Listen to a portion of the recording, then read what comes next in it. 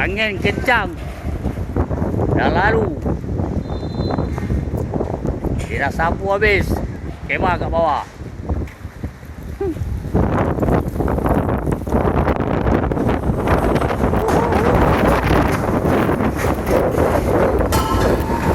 Woohoo! Look at that!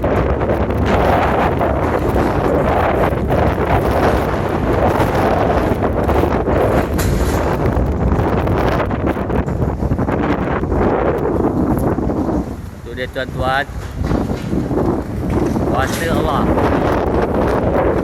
Ini dia bagi amaran.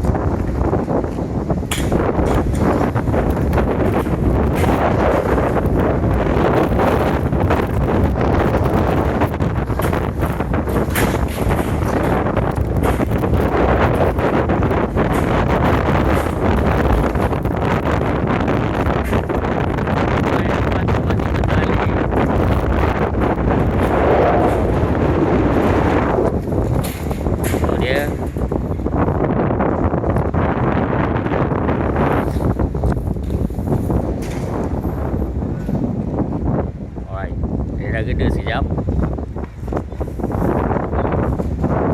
Dan hasilnya